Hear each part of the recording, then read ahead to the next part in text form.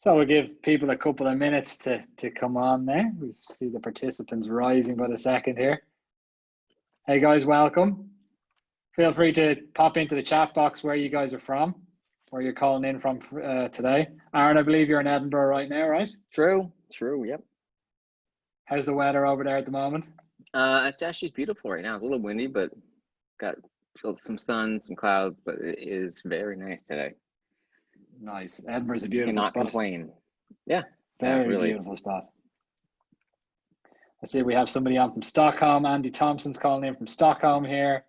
Guys, tell us where you're from. We've got somebody based, a Danish guy based in the Netherlands. So I'm an Irishman based out of Vienna. An American we have in Edinburgh. Everybody's all over the place this afternoon. From London. Macedonia, wow, yeah, look at that. Dublin. Romania, Sweden, Houston, Texas. Look at that. Yeah, we've got people from all over. From Cairo, look at that.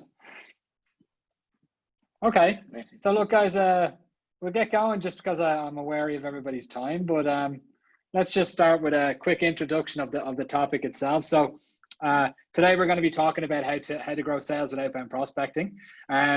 I feel as though over the past maybe 6-7 months that outbound has been put on the back burner a little bit because people have been a little bit afraid about doing cold outreach, and whether it's by email, by phone actually, now that we mention it, for me, I've said this numerous times that I am not getting like any way in terms of volume that I used to get in terms of cold calling. I probably get 1 to 2 cold calls a week. That's not an invitation, by the way, for people to start picking up the phone and cold calling me. But honestly, I think people have a bit of angst around actually picking up the phone and doing cold outreach at the moment because they're just not sure what the reaction's going to be. I've seen some data that suggests that in certain industries that it's actually working really, really well. And Aaron, I know you've got some experience there as well, and we've spoken about it a number of times. But with that, I'd like to introduce you to our guest today, who's Aaron Ross. Doesn't need a huge introduction, I guess. Myself and Aaron have been speaking quite often here, and also done some B2B Rebellion videos on that. But just to give you a quick background on Aaron. So Aaron is well known within the sales space, having written the book Predictable Revenue and From Impossible to Inevitable. Predictable Revenue being one of my personal favorites. I've mentioned that a couple of times as well, but it's one of the books that I read early on in my career. And it really helped me strategize in terms of how to build sales and marketing teams from that respect. It's based around how Aaron grew or helped grow the Salesforce business up to $100 million in annual recurring revenue in a short space of time. And it's a very simple structure. And when you read through it, you see the things and you say, oh, I can actually do that. But it's like an instruction manual. You know, I put up something on LinkedIn today to push people to come and register for this. It's like, being in tech sales or being in any type of sales role at the moment and not having read Predictable Revenue is a bit like buying something from IKEA without the instructions, right? You'll start, you'll get there in the end, but you'll end up having to break things down and build them back up again a couple of times. And you probably have a few screws loose or a few screws missing by the time you finish in the end. So it's a good instruction manual to everybody that's in sales. And as I said, it's known as the sales Bible of Silicon Valley, and it's known for that as a reason. So Aaron, welcome today, mate. It's really great to have you on again. Hey Andy. Yeah, thanks. I hadn't heard the IKEA, example before, but it makes sense. No. I just made that one up this afternoon, Aaron. Would you believe? Yeah. Hey, it works. It works. Okay. With that, I'll leave it over to you. Just some housekeeping before we get started. If you have any questions, guys, please feel free to put it into the Q&A box or push it into the chat box. We will take a look at questions that are flowing in throughout. We will try to get to everybody's questions. We may not have time to do so, but if we don't, please feel free to reach out to myself or Aaron on LinkedIn afterwards, and we will do our best to get back to you. Aaron, I'll leave it over to you, mate. Okay. So by the way, Andy, I'm assuming you're not going to put your cell phone number in the chat box. I think I'll avoid that. If you do a little bit of a dig, you'll find it though. It's out there. Okay. It's out there. I'm not going to say where, but Dr. Google. And one other thing I know, I'm curious, is anyone, you can throw it in the chat, is anyone coming in from the HG portfolio? I know Yolanta posted on the Hive system, so I'm curious if anyone saw that and came in. All right, so let's see if okay, I got control of the slides, I think. There we go. So there's someone has asked me, or people have asked at different times, what's changed, right? Predictable Revenue, the book came out in 2011, not so 9 years ago. The Impossible book, which I have up here, came out, it was refreshed as a new edition last year. And what's interesting is that really there's one thing that's changed, technology, but that's had a cascading effect on other things. So technology has changed a lot in the last 9 years, just because it's cheaper, easier to build stuff, which means that there's more apps get built and there's more people building them, which means there's more stuff, more apps sending more types of messages. So there's more channels, more messages of all types, whether WhatsApp, email, or like texting, email, also like newsletters, content, like across everything. And so this, just this complexity and noise is growing. And this is going to continue indefinitely. This is an unstoppable, Uber trend for our foreseeable lifetimes. And this affects both your customer, your sales team, your SDRs, and your customers. So this affects a lot. Some things haven't changed at all. It comes the way people interact with people, but this noise affects a lot of the way that we market and sell today. So what to say is, really the goal of predictable revenue, and not the book, but there's this magic moment when you are closing deals regularly from a predictable source of quality meetings. So what I say is, if you want to drive predictable revenue, you need predictable lead generation, which is predictable meetings, at least quality meetings. And when you have that, then you can really, this magic moment of you can invest X and get Y. You can drive the growth of your business with predictability. And we put this into a formula, just for fun, right? So this idea of, and there's no perfect way to do this. It's just, if you had consistent top of funnel, right, predictable sources of lead generation, and you're feeding that into sales systems, and this all takes time, then the goal of that is, or the output, predictable revenue. So let's talk about top of funnel. But even before that, just a reminder that, a lot of growth and success is based upon the idea that you've got, successful customers and employees and product market fit, right? You've got something that's worth growing. You've got something that's ready to grow. So with that as a caveat, because a lot of companies, I think actually the number one most common struggle for companies trying to grow is that they're not ready to grow. But let's say you've got that, and you realize, if we actually get more meetings, we can close more sales. And so that consistent top of funnel is step one, right? How can you consistently create meetings with new accounts, new companies, new prospects, right? Add-on revenue and expansion revenue and renewals are all so critical, and those will come.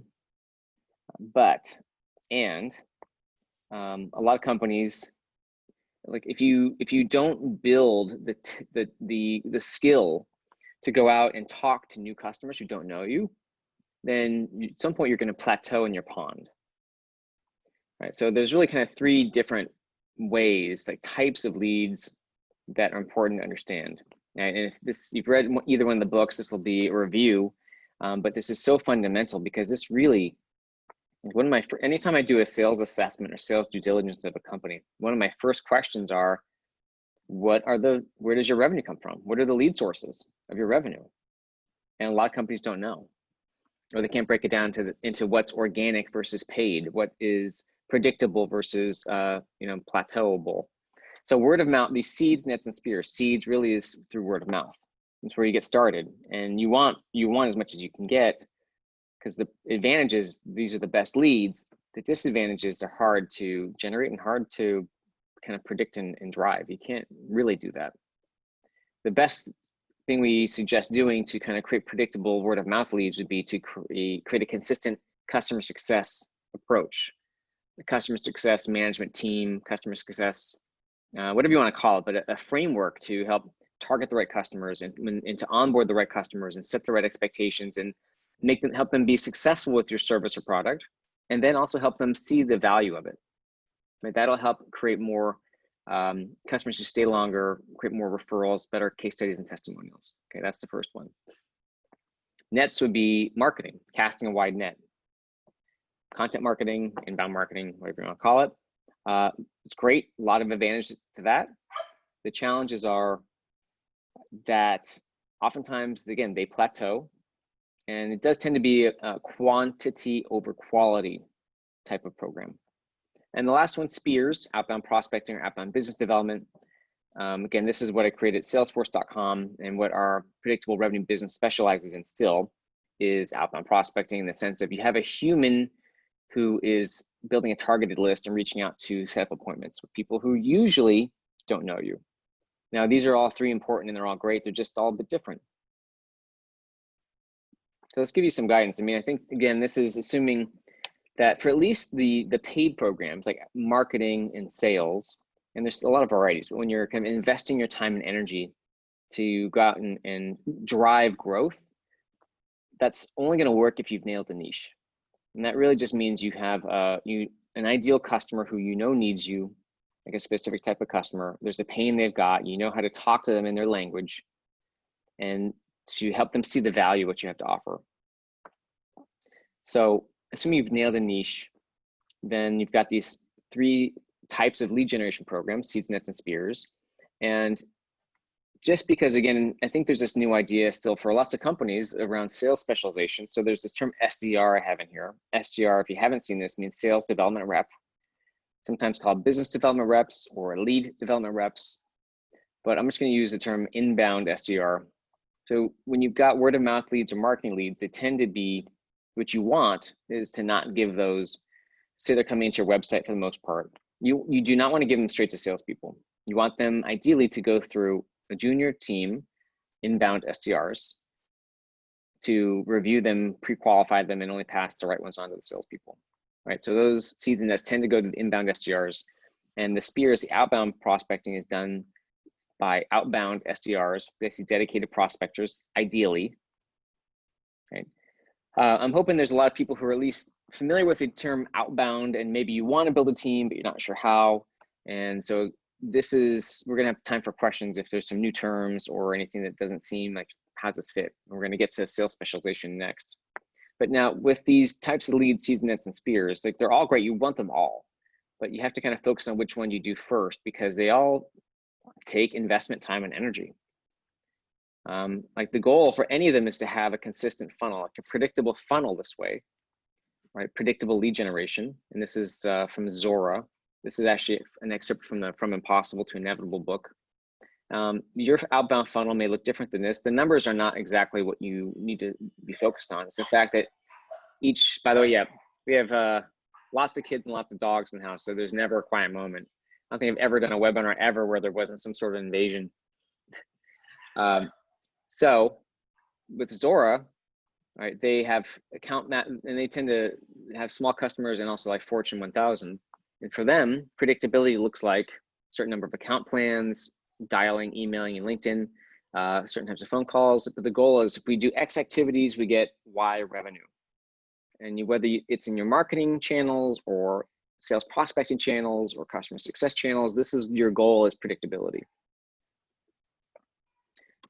Oops, get back to, here we go. So one more thing on the channels here before we move on is that I mentioned you want to do all three, not at the same time. You usually start with your relationships, right? If you're a smaller company getting off the ground, but again, a lot of these principles are true if you're enterprise. But you want to usually start with your relationships. That gets you. Let's just go to startup. You know, if you're a earlier stage company, get you to 1 or 10, 2, maybe 10 million in revenue ish, and then you plateau typically. Right? And you realize, wow, we need to get outside our relationships, our networks. We need to do some marketing or selling.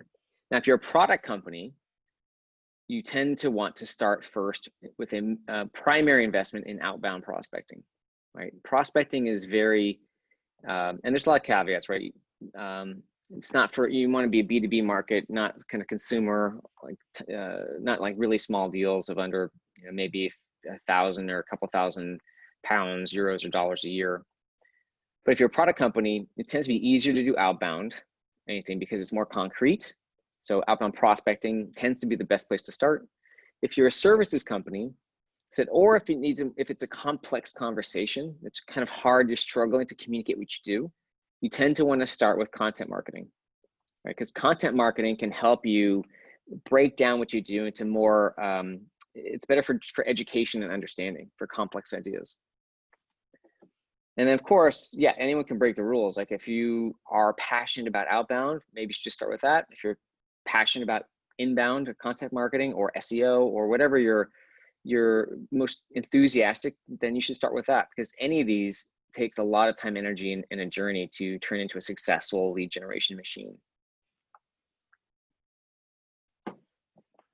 So I want to touch on this. If you have SDRs, so we talked a little bit about SDRs. So again, these lead generation programs, the word of mouth or content marketing nets sort of get fed ideally into an inbound SDR function, who pre-screens and qualifies them before they go to salespeople. And outbound prospecting is done by the outbound SDRs.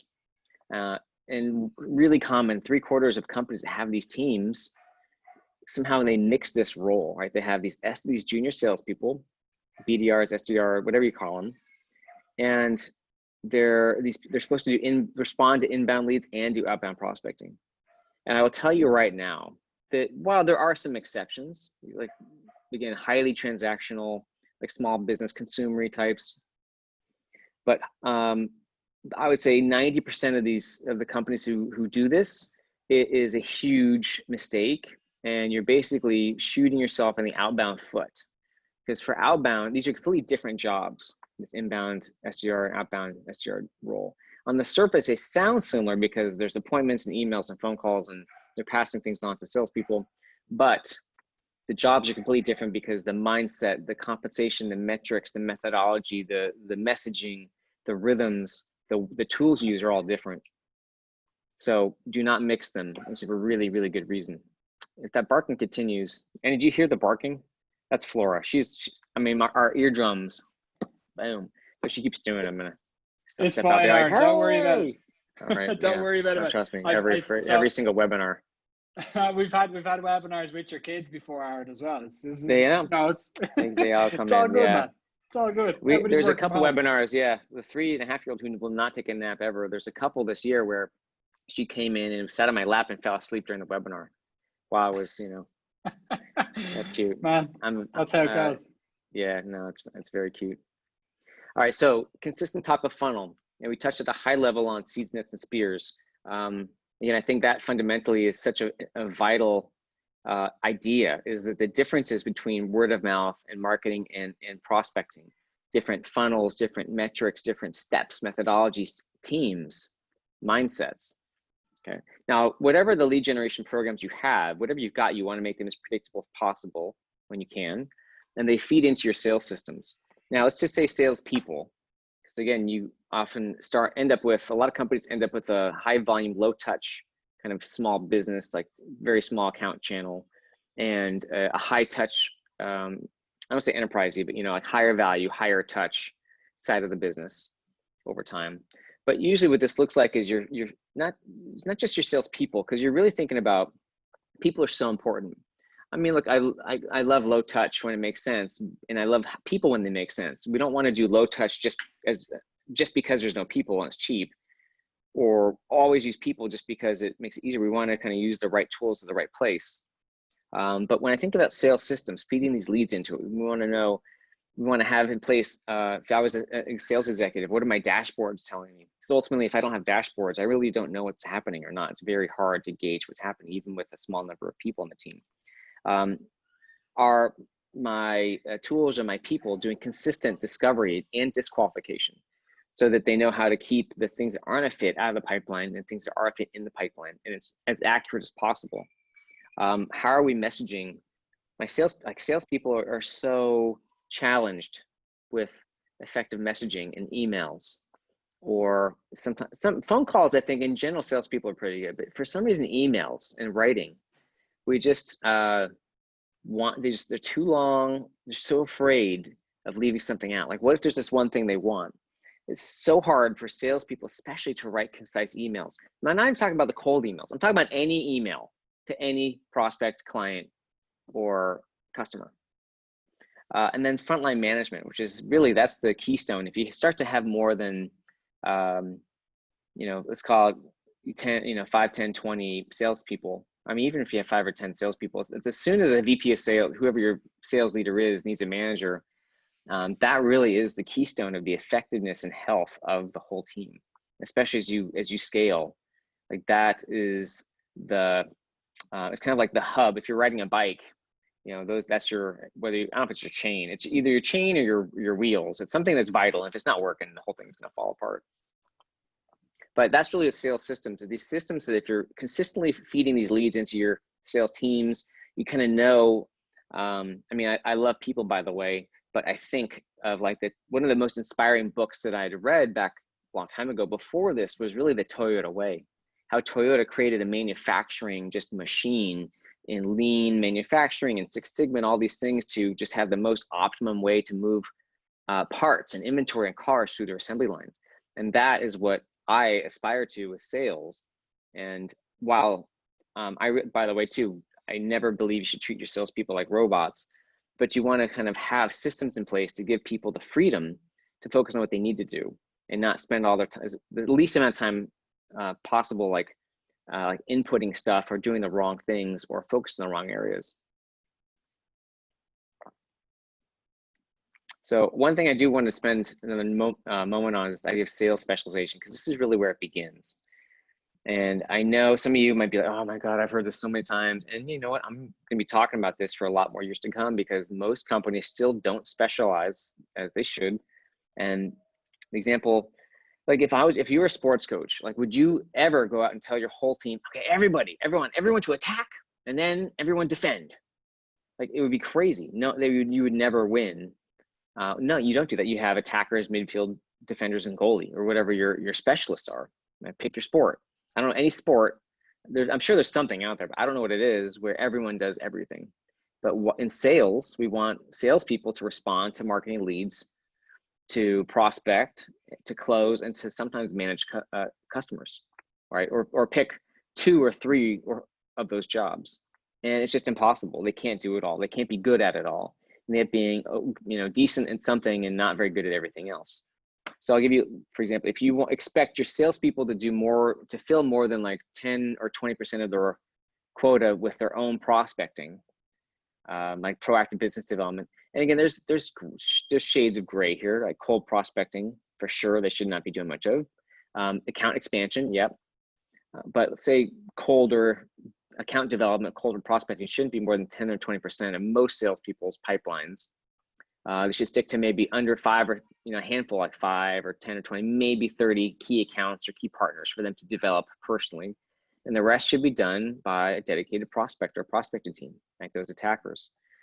So these are those 4 core roles. The principle is focus. It's people doing fewer things better.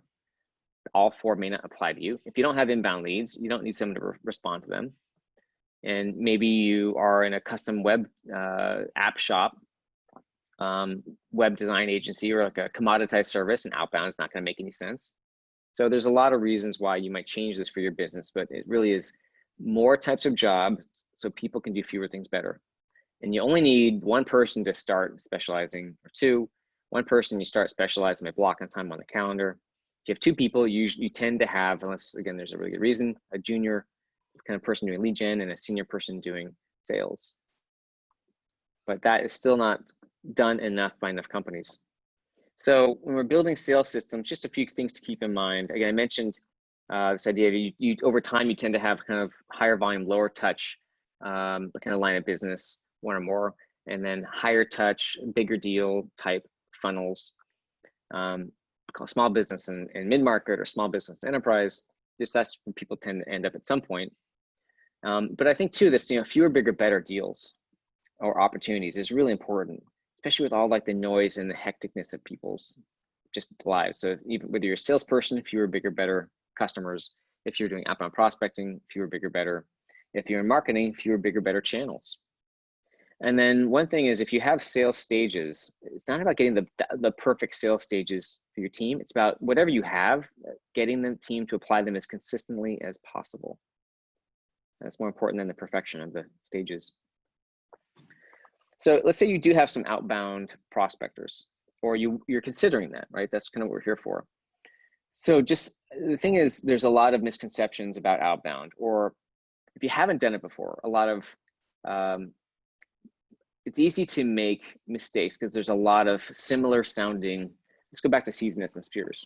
Really commonly, a VP of marketing might say, "Okay, well, what's the lead conversion rate in outbound?" Or what? And I'm like, "Well, that's you don't use that metric in outbound. You don't have leads in outbound. You've got like prospects and maybe accounts, and the conversion rates are different. It's just different. It's like saying you've been a runner your whole life. You've been doing content marketing and been successful, and now you want to do outbound. So now you're doing running and swimming, right? You've got that core health, but the technique and the gear is all different. So typically the qualification criteria for inbound leads is different than for outbound opportunities or meetings. Right? So if you have a team that's been really successful at inbound, and the salespeople are used to basically being able to do high velocity, show up and demo and propose and win, which is great, love that. And yet when if that starts to plateau, which it always does, and they start doing outbound, those outbound appointments are just different. They need to be prepared to know if they get an outbound set appointment, that person may or may not know who they are really. And they need to be able to do some more conversational discussion, selling, exploration before they do a demo. The other thing is that, because your sales team can become that inbound dependent as well. So you got to watch that. They don't have to stay that way. They need to be able to adjust whether it's like an inbound like appointment or outbound, and just be able to do either one depending on what's happening. Another thing is, if you have prospectors or plan on them, you want them to support no more, like one prospector to no more than 4 salespeople. Pretty common is 1 prospector to 3 salespeople. Again, that might be in enterprise, it might be 1 to 1, 1 to 2. But when 1 prospector supports more than 4, 5, they just get spread too thin. The focus goes down. Right? So that's a pretty, again, cardinal rule. You need some kind of, and I'll repeat this again later, but you need some kind of minimum deal size for prospectors to kind of get credit when they're prospecting. Because if they're just prospecting to small and large opportunities, and again, small, large are relative, the small ones, which tend to be easier to get from meetings, you're just gonna eat their attention. So that might be the most common comp mistake made. Well, paying for meetings is another one, but not having a deal size minimum for prospectors to be able to get credit. And then I mentioned again, most of the messaging that people send on emails or LinkedIn is pretty atrocious. And these are a lot of great prospectors, by the way. And a lot of people that are still have very jargony, hard to read, cumbersome, alienating messaging. And honestly, like salespeople are usually worse. Love salespeople. But honestly, most of the emails they write, not very good. Too long, too complex, don't sound real, and just too many calls to action. They're not easy to read, easy to act on. So we're gonna move on to number 3. So you have a way to generate consistent leads. You're feeding them into this systematized sales team, which, by the way, it's a never-ending journey to build all this. Let's talk the time, right? You got to invest the time, which is if you're building a team from scratch. Let's just stick to outbound today, right? We're building an outbound team from scratch, dedicated prospectors. And again, the rules are a bit different when you're enterprise, right? So if there's anyone who's like kind of the size of like I don't want to say like multi-billion-dollar and up companies, but the complexity and the budgets and politics become kind of complicated. So I'd be curious to see if you are in one of those kinds of companies and you're not allowed to build this kind of team, throw a question in there, we can talk about that. But if you're building from scratch, you kind of want to expect it to take, it could be 12 months, right? And what does that mean though? Probably how do you want to define ROI, like seeing enough revenue coming in that the higher executives like see a material change, and like they're seeing the revenue, enough revenue where, okay, there's consistent revenue. So let's talk about some quarters. This is getting pretty high level around the first quarter. If you're building a team from scratch, right? You're hiring people, you're putting them in place, training them, getting the tools in place, getting them ramped up. How do we send emails or send LinkedIn or make phone calls? The first quarter is kind of like putting all that in place, getting it started. The second quarter, you're getting meetings. You're basically ramping people up towards hitting quota consistently. And quota should be defined primarily as the number of sales accepted meetings, sales accepted X, sales accepted opportunities, sales accepted leads. There's a lot of terms for it. So they should be hitting quota at that point in terms of, pretty typically for a mid-market SaaS company could be 8, right? 6 to 8 to 10, kind of depending on complexity, this, that, and the other. It could be higher than that for very transactional things. It could be lower than that if it's, you know, unique, super enterprise. Q3, right? So this month's kind of like 7, 8, 9. You are seeing that pipeline grow. Hopefully you actually see some deals come in. Like, it's kind of lucky. They're not consistent yet. Might be 1, 2, 3. There's some number. There's something there. But no matter what's happening, you're seeing consistent progress of the pipeline, right? You started out with sending emails and you got responses, then you got meetings, which didn't go very well. Then you got meetings, which did go well. And then you started to get pipeline and stuff like that. So you're always seeing progress, but you're not seeing the revenue start to close consistently till, again, probably around, could be, you know, near the end of the first year, Q4, could be after first year. It's something like Q4 to Q6. Again, there's some of that variability is based on the challenge of your market, based on, did you get everything right with the right team from day one? Did you have to switch anyone out? The sort of factors. Let's see here. But what we have seen is it not unlike Salesforce.com, where this was created. And Salesforce went from, added an extra $100 million in a few, I think it was like 4 years, just from Outbound. But you know, I've worked with companies, whether it's small startups to, you know, again, like the Cisco, Cisco, Oracle, Red Hat types.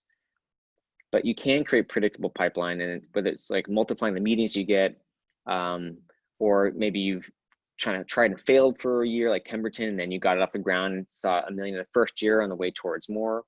Or Acquia is a great success story, because love them because they were really willing to share so many great details, right? They're in the Impossible book, and a lot of people aren't willing to share, which is fine, or they don't really have the details. So, but they added an extra 30 million in 3 years and helped them go public, and then they were just sold to Vista for $1 billion last year.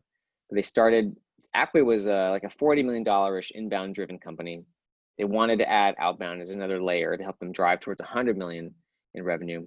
And I like their story because they took 6 months with 3 prospectors. There was 2 in the States, 1 in the UK. 6 months kind of got the systems dialed in, started to see some data, some traction, and then they said, you know, we're going to hire another 30 or 40 prospectors because we saw the data, we saw we can make it predictable, it's working for us, and then we're going to multiply it.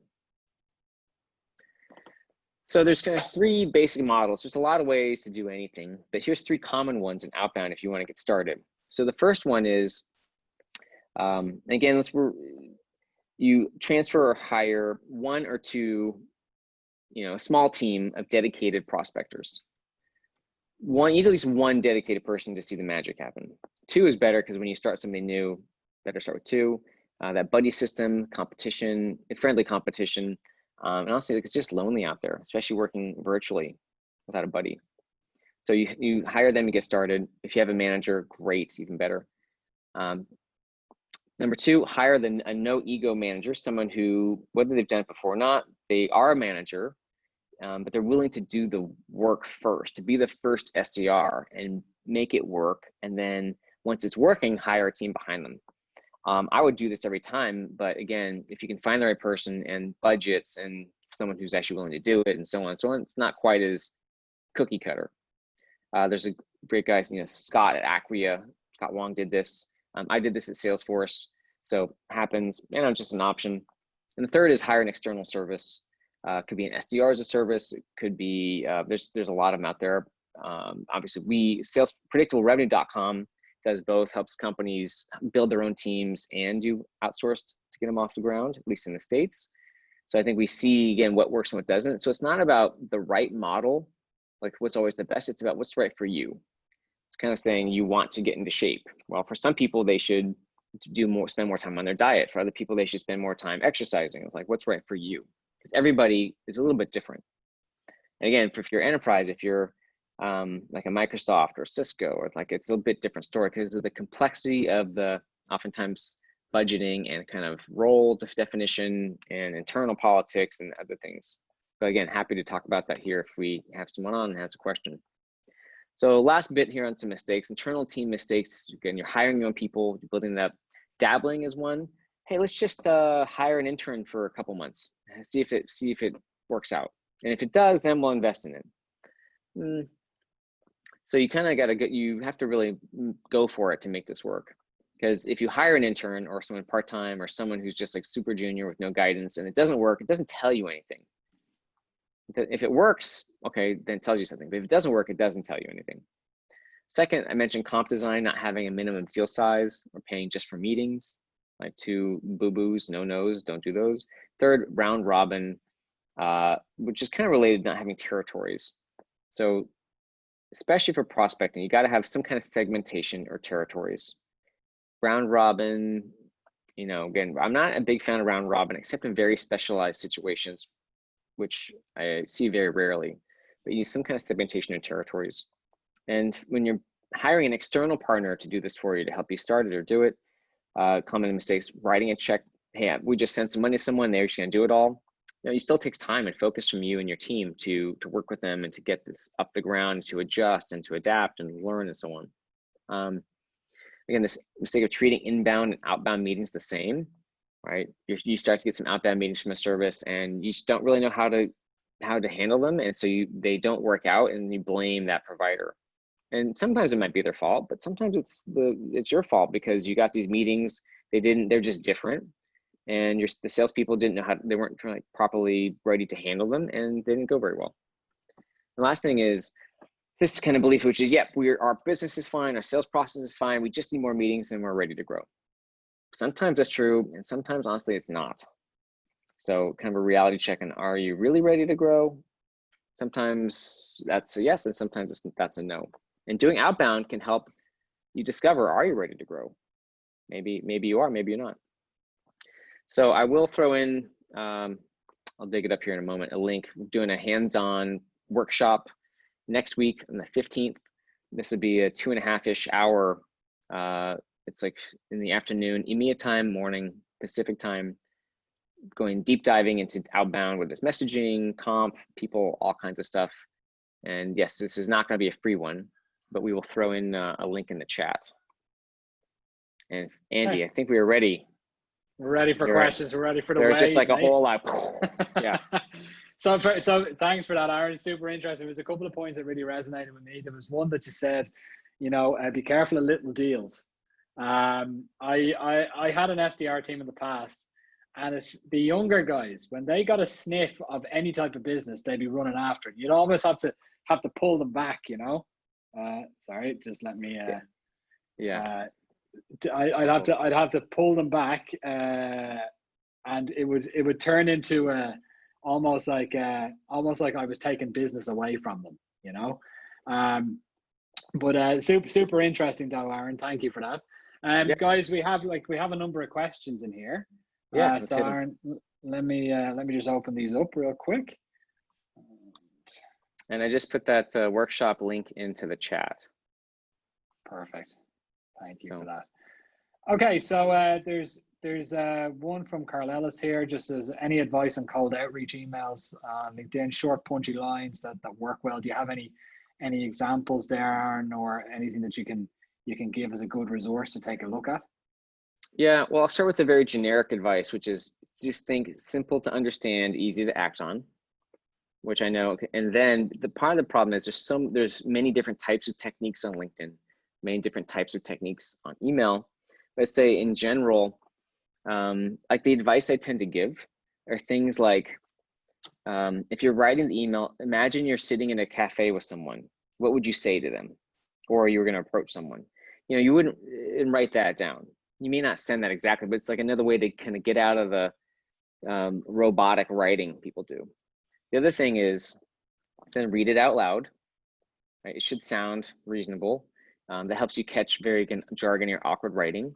And then send it to yourself. And this could be whether it's on LinkedIn or email. And look at it on your laptop and look at it on your phone, just to make sure that there's no weird, that it looks okay, it's easy to read. That's why one reason why long messages often get lower response rates, because they're just harder to get through and read. So some of those simple techniques work. And then I think on subject lines, I'll just, for example, usually you want to stick to kind of 2 or 3 words. Shorter tends to be better. I like intriguing. So people open up emails and respond because either they're intriguing, personal, or useful. And useful tends to come off as too internet marketing, like 10 ways to, you know, make more money today.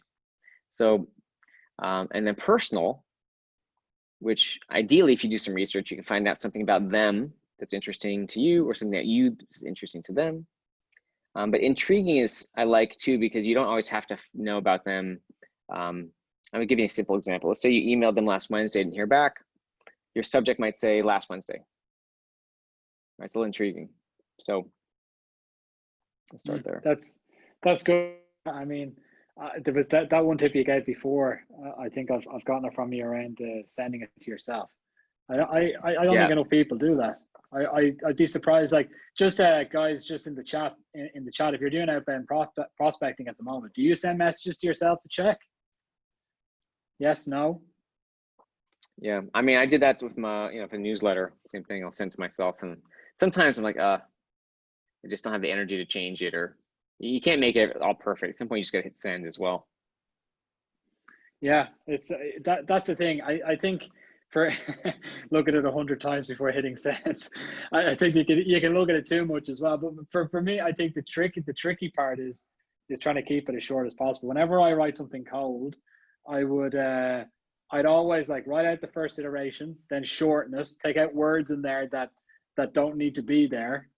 I think everybody's guilty of this, that whenever you write something, you probably put in like a couple too many as well as's or things like that. Try to take as much of that out as possible and try to make it as short as possible then on your second and third iteration. Like that's a good way of chopping it back. And make sure you have a clear call to action. Yeah, it's a good one. Yep. One call to action. Really right. So by the way, and I saw in here there's a question I want to call out. I got next. Okay, so James Singleton, if I got your name right. He says he owns a digital marketing business with 23 employees. They do digital services, include SEO, online reputation marketing, and web dev. Average client pays $1,000 a month for 12 months, and will outbound work? No, not really. Not without some work. So this is the whole. Here's the challenge: services companies tend to be harder to explain, right? SEO might be, you know, people understand it, but even below that, because there's so much around SEO. So outbound is more challenging that way. And also a services company that tends to do lots of things, you know, it's harder to reach out to people who don't know you and immediately give them something where they say, yes, that's interesting. So that's actually why I would highly recommend, there's a first section called Nail a Niche in this book, Impossible to Inevitable. So James, like, read this book. At first, that will save your life. And do that first, and then consider outbound. It's kind of like finding out which type of company of all the types you do needs you the most, or the most concrete pain where you have tangible results, and that's where you will see a better likelihood of finding some outbound success. Sure. I see, thanks for that. I see another question coming in from Andrew Kelly here.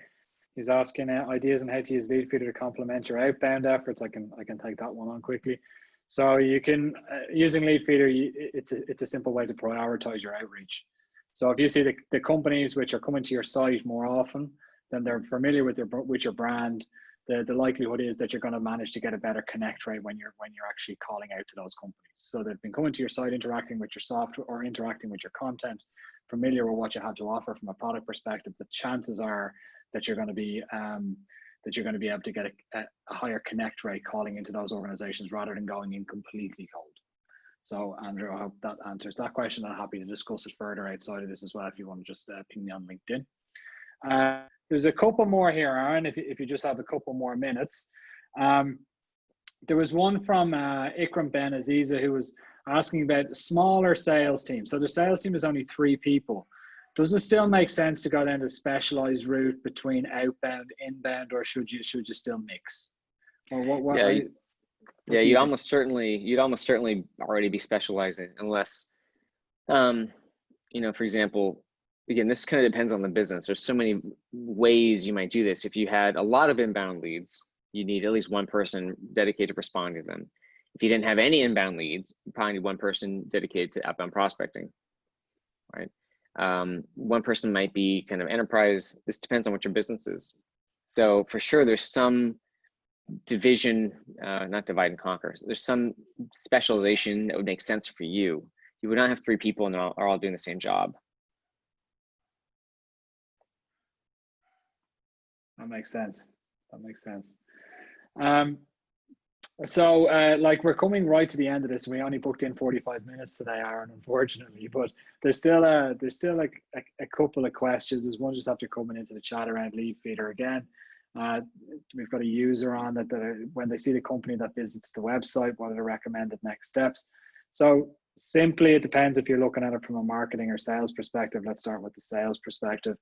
I would take that information and look at how many people from that specific company are actually visiting your content, break it down that way. Then you should look at the type of content that that specific visitor is looking at. That will give you a good idea on the role or the user that's coming to the site. Then you can use the contacts feature within Leadfeeder to figure out who the contacts are from that company that fall into that specific type of role, and then you can start your cold outreach from there. From a marketing perspective, you can also look at it from using it for example, for account-based marketing, like what we do here at Leadfeeder is we look at the companies that we have in our different tiers of accounts, so tier 1, tier 2, tier 3, see which content is driving those tier 1 accounts to the site, and then double down on that type of content. So I've gone quickly there, Derek, but again, please feel free to reach out to me on LinkedIn, and we can set up a conversation. I'll be more than happy to bring you through what we do here from Leadfeeder. Aaron, thank you so much for today. It's been a real pleasure again, mate. And yeah, thanks, Andy. I know that you've mentioned already that you have this Outbound workshop coming up. Guys, please feel free to check that out. Just from our side, we also have another webinar coming up in a couple of weeks' time. Please look out for that in your email. We've just created the ultimate sales cadence for 2021. We'll have people on from Vidyard, SDR Defenders, Gong, a couple of SDRs on there as well that have been in there testing the cadence themselves. So that will be coming up over the next couple of weeks. So please take a look out for that. Aaron, once again, big thank you to you. And it was really great content today, mate. Cheers. Yeah, thanks, Andy. Thanks, everybody. Thanks, guys. Thanks for coming on.